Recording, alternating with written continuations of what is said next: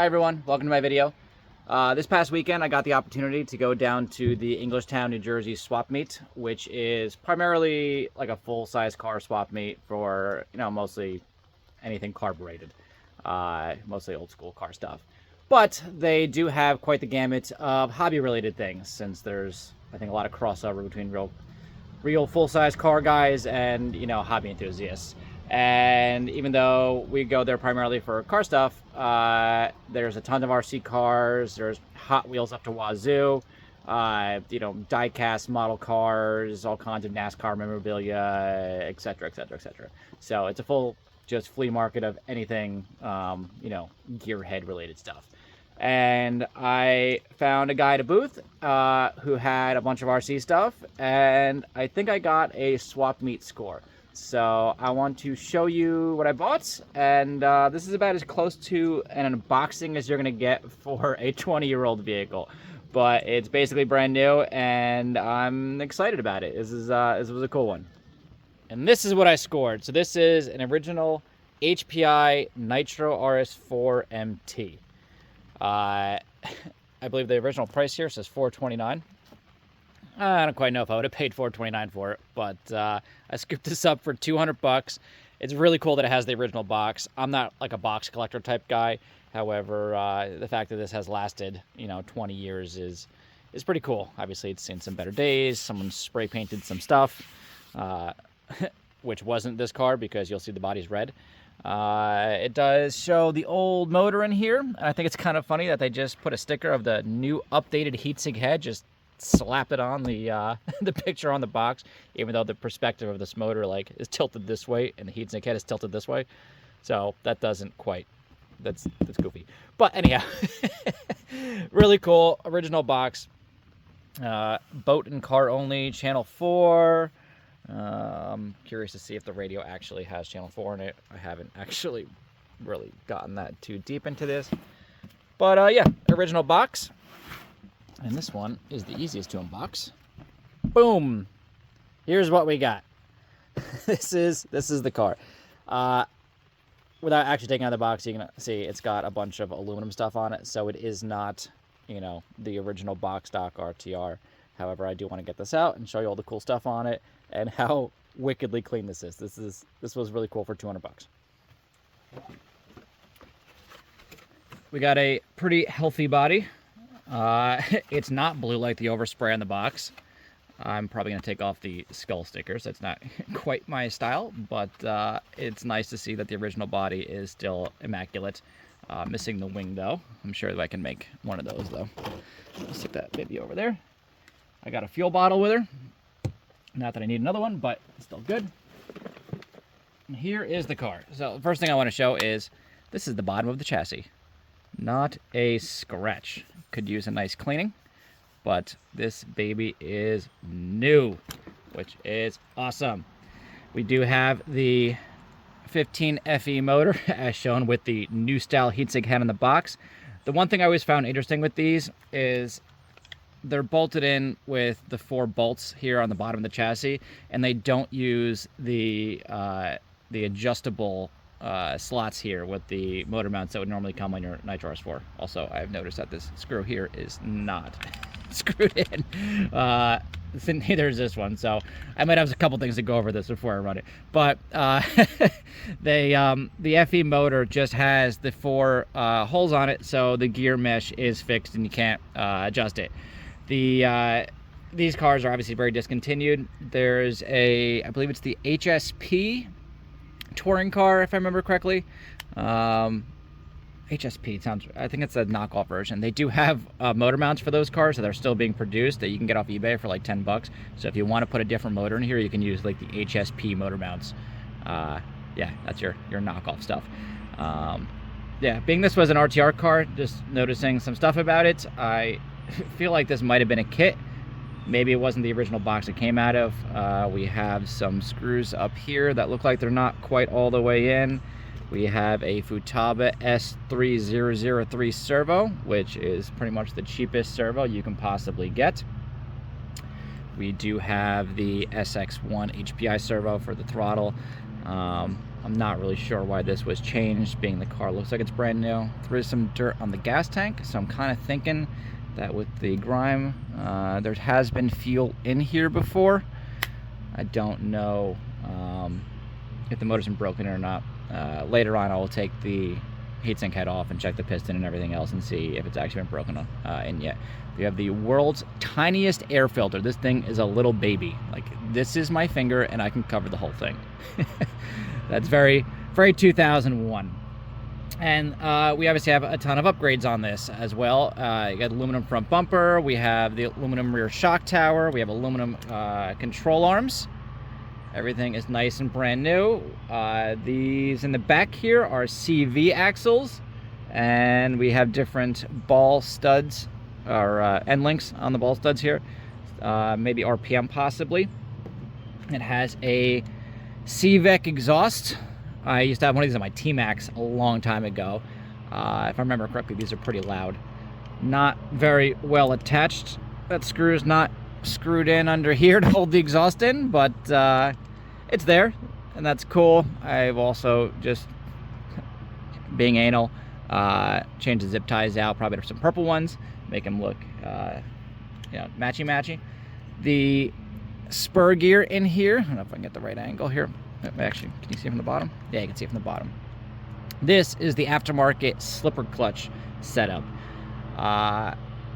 Like I mentioned earlier, I do or have had a bunch of these cars, and the slipper clutch setup in this is a really, really nice thing to have. The factory spur gear in this would just be the regular spur gear, and it has there's a metal shaft that goes through it, and the spur gear kind of has like the same width of the center diff housing, I guess you'd call it.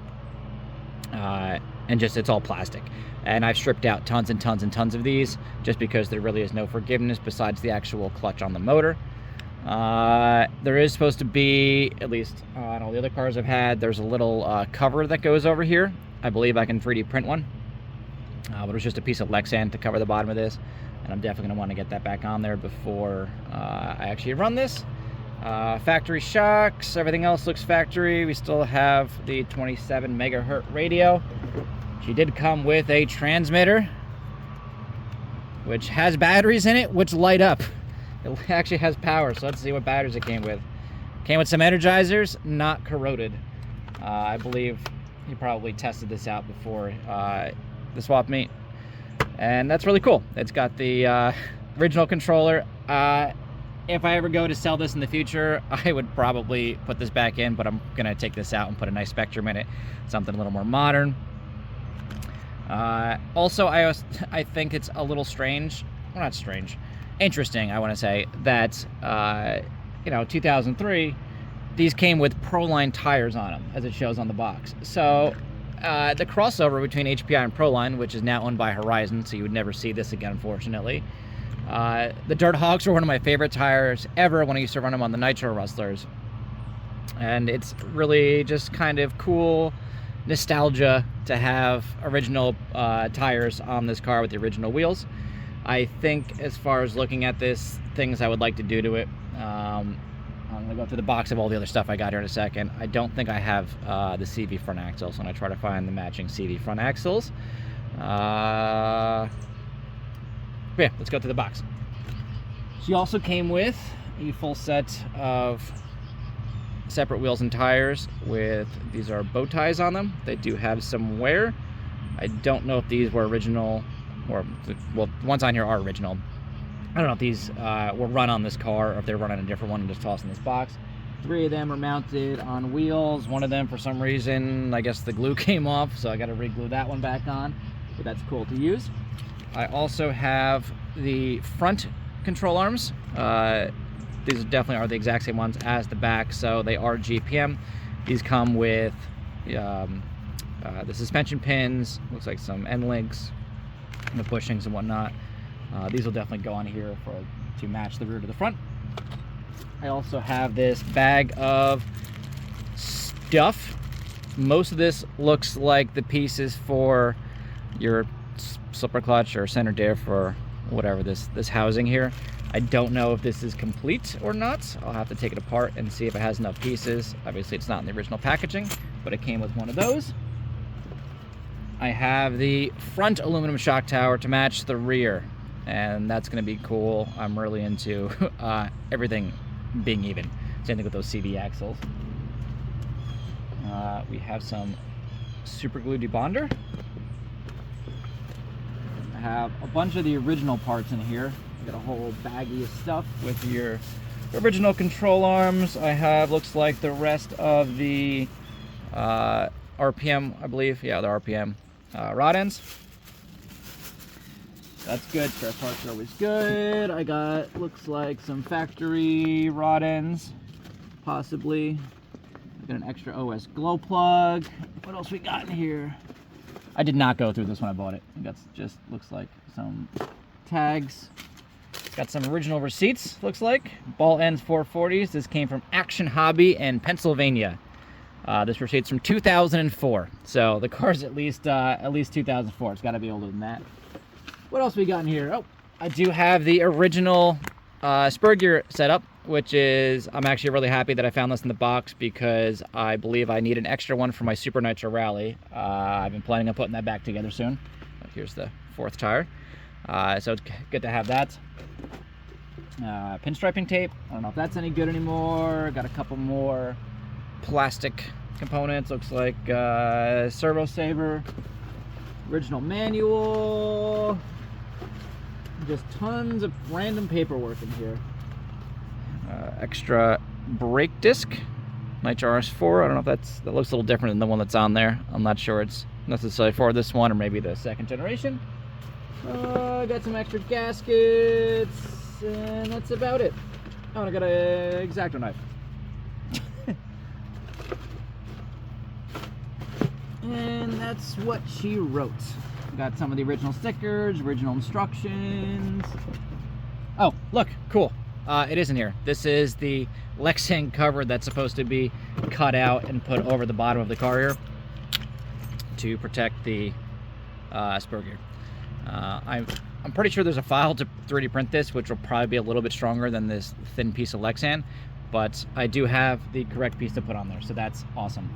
And we have our red body.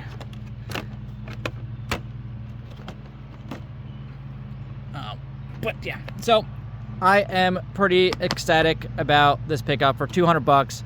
Being it's as close to brand new as you're gonna find one. If you go on eBay or anywhere else, it's gonna be a lot more than that. It is a little bit hard to find parts for these old cars if you do ever scoop one up. However, when you're looking for aftermarket aluminum stuff, these have been sitting around on people's shelves for 20 years and they usually want to get rid of them. So in most instances, you'll find people liquidating these parts rather than trying to get top dollar for them. I've had several of these. They've always been great. They've always been super fun to run. The 4-wheel drive Nitro is great. It's not very fast. The 15 motor is a slouch. But it's what belongs in here. It's what it came with. And not every RC car has to be fast as heck to be cool.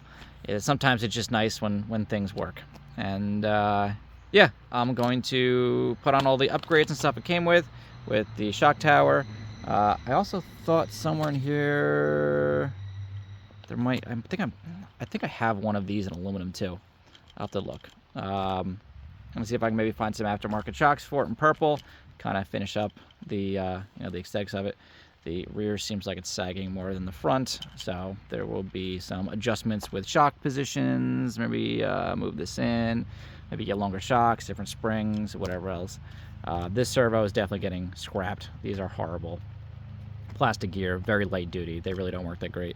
The servo saver here also looks like someone had to drill it out, and that's not going to hold up. This car will definitely get a new servo with all 4 screws because 2 are missing, and a new servo saver.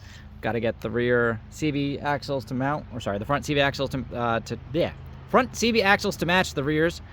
And I'm gonna do some digging, see if I can find maybe the knuckles and hub carriers and some of the other parts in aluminum. I'm not too worried about this being fully decked out and like bending and breaking stuff. I'm honestly probably gonna run this like 2 or 3 times a year, and it's just cool nostalgia to find at a swap meet. As you can see, it's raining, so I'm not gonna be able to fire this up and run this today. 2003 cars are not waterproof, not by any means, especially Nitro too. You know, the fuel lines, I might, you know, they look like they're in good shape, but I might, you know, get some purple ones or whatever else, and I really have to do a full like screw checkup on this thing. It's definitely been fixed with the batteries in the receiver, and yeah, very cool to see one of these in, you know, immaculate condition. It really makes me happy to see a beautifully purple anodized chassis that has not a single scratch on it, not a single scratch on the exhaust. This baby is mint. I definitely looking forward to running her on a nicer day. And that's going to be it for me today. I know I rambled on for what seems like probably forever. I'm quite excited about this. I cannot wait to actually run it. I might do another video on my other swap meet score. I picked up last spring a XXX NT Adam Drake edition, which I got for 40 bucks. Going to Englishtown, the Englishtown swap meet, or any swap meet, if you have the opportunity to go, sometimes you can find some really cool deals. I've gotten scores a couple times there. I've also gotten some really cool Hot Wheels that I, you know, try to find, you know, replicas of cars I own. A lot more selection at these types of things than you find at, you know, Walmart and stuff. And if you're into vintage RC, there's usually a lot of them at the meet. We also saw, I think this guy that I bought this car from had like 30 for sale. There was a lot of fifth scale stuff, FGs, you know, Baja 5Bs, a lot of Traxxas stuff, a bunch of Hosses and the Raptors, and there was a lot of stuff there. Sometimes you find stuff that's, you know, a really good deal. Sometimes people want, you know, top dollar for it. I think I got pretty lucky with this one. I think for 200 bucks, if I was to go and sell it, I'd at least get my money back, if not profit from this. Oh, and then I definitely want to get a new body. HPI actually makes these bodies again. They were discontinued for a very long time and very hard to get. But you can get the factory body. You can also get the Silverado and the Ford F-150. They're like 30 bucks or whatever, and I kind of would like either do it like the box art or make it purple so it matches all the cool stuff in the chassis. But that's it for me today. In the future, I might make a cool video of running this thing around and talking about some, you know, retro performance versus maybe some of the newer Nitro cars you can get. Not that there's a lot of Nitro out there anymore. Unfortunately, it's kind of dead. But yeah. So thanks for watching.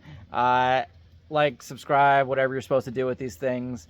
I appreciate you. And if there's any RC stuff you're after, vintage, maybe go check out a flea market or swap meet. You never know what you might find. And that's it. Have a good day.